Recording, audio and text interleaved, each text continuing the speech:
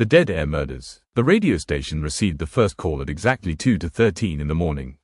WCRK was a small station serving several rural towns. Overnight host Marcus Bell was alone in the studio when line 3 suddenly lit up. Marcus answered. Nobody spoke. For 15 seconds, there was only static. Then a woman whispered, "He's bringing us to the tower." The call disconnected. Marcus immediately contacted police. Investigators traced the number to 27-year-old Rachel Evans. There was one terrifying problem. Rachel had been missing for 6 weeks. Police searched the woods surrounding WCRK's transmission tower, located 12 miles outside town.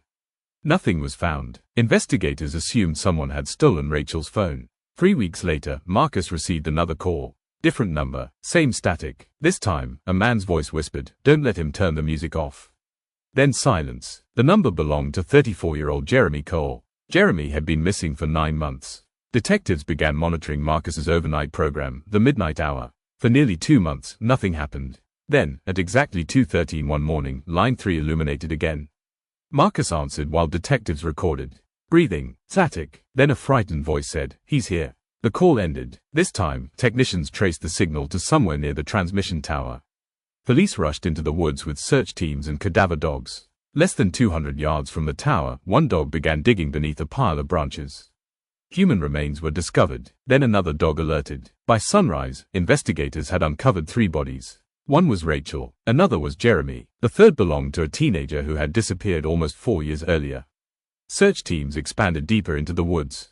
Over the following week, 4 additional bodies were recovered. 7 victims. All had disappeared over nearly 10 years. Detectives believed the tower property had been used as a dumping ground. But one question made no sense. Why call the radio station? Investigators examined phone records. The mysterious calls had originated from the victims' missing phones. Some should have been dead for years. Someone had kept them, charged them, and deliberately used them. Police investigated everyone connected to WCRK. Employees, former DJs, maintenance workers, tower technicians, even long-time listeners. No suspect emerged. Then detectives examined archived recordings from Marcus's previous broadcasts. Years earlier, Marcus had occasionally complained about strange interference during his show. Hidden beneath the static were voices. Most were impossible to understand. But one recording was clear. A man whispered, "7 isn't enough." The recording had been made 3 years before the bodies were discovered.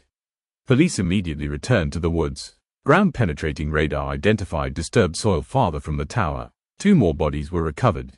9 victims. Then the killer appeared to make a mistake. During another broadcast, a caller remained connected long enough for technicians to trace the signal to an abandoned farmhouse 8 miles away. Police surrounded the property. Nobody was inside, but on the kitchen table sat a cell phone belonging to one of the victims. Beside it was a portable radio tuned to WCRK. 4 words had been painted on the wall: "You've been listening too late." Forensic teams searched the farmhouse. No fingerprints, no usable DNA, nothing identifying who had been there. After that night, the call stopped. The murders apparently stopped too. Years passed. No one was arrested. WCRK eventually closed, and the transmission tower was abandoned. But investigators kept every recording. One bothered them more than all the others. During the station's final broadcast, line 3 illuminated one last time. Marcus answered. Only static. Years later, improved audio technology allowed investigators to clean up the recording. Hidden beneath the static was a voice. Counting. 1, 2, 3. It continued until reaching 9. Then there was a long pause. Finally, the voice whispered, "Still missing 3. Police searched the tower property again. Then the farmhouse. Then miles of surrounding forest. They found nothing. 9 bodies have been recovered. No killer has ever been identified. And investigators still don't know whether that final message was a threat or a confession that somewhere 3 more victims are still waiting to be found. The Dead Air Murders remain unsolved.